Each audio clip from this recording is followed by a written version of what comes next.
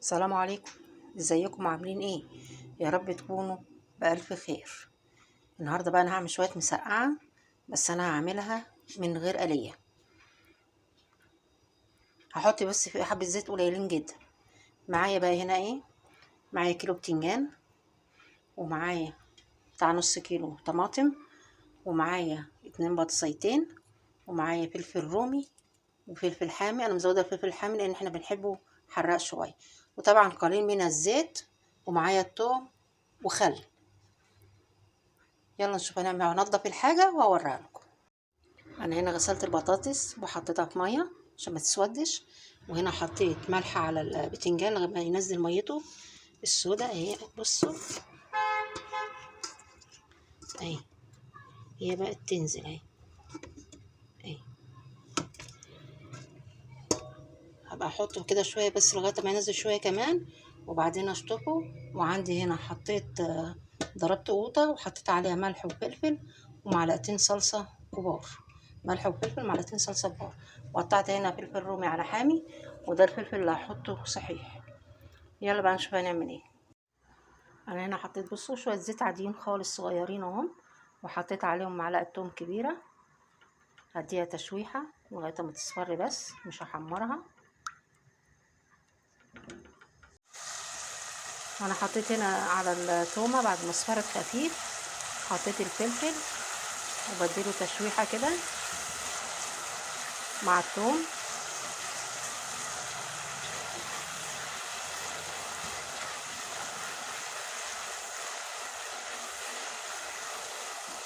واحط له شويه خل. بسم الله. مش كتير يعني، خل مش كتير يعني، معلقتين خل كده، معلقتين 3 خل.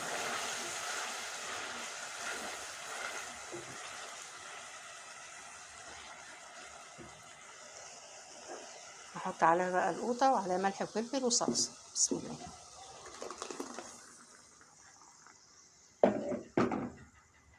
واسيبهم يتسبكوا كويس مع بعض.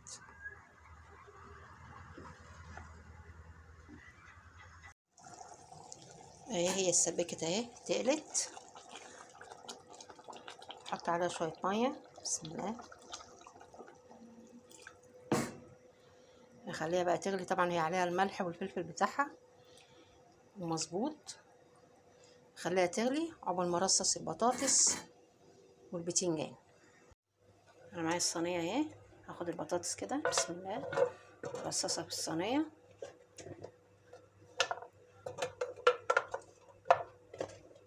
احط عليها البتنجان، واحط عليها الفلفل، وبعدين احط الصلصه وادخلها ايه في الفرن، تستوي في الفرن براحتها وتحمر براحتها وتتسبك برضو وهي جوه الفرن تاني. لازم يبقى فيها شويه ايه، شويه صوص كده شويه. بسم الله. ادي البتنجان اهو،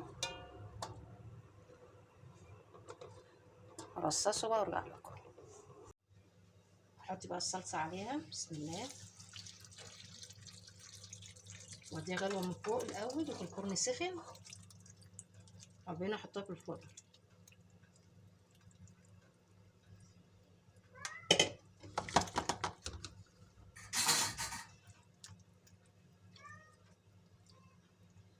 بس كده اهي غليت غلوتين. هاخدها بقى احطها على الشبكه على الصاجه، يعني الشبكه قريبه من الصاجه، ومش هغطيها. انا هسيبها لغايه ما تستوي وتحمر لوحدها. بالهنا والشفا. ادي الصينيه طلعتها من الفرن. شوف منظرها جميل ازاي، ما تفرقهاش عن اللي بنقليه وكنا تعبين قلبنا بيه والزيت الكتير. شوف منظرها جميل ازاي، وفي نفس الوقت مستويه. هوريكم دلوقتي وانا بقطع البتنجان. ادي البتنجان اهو، شايفين مستوي ازاي. وادي البطاطس كمان اهي.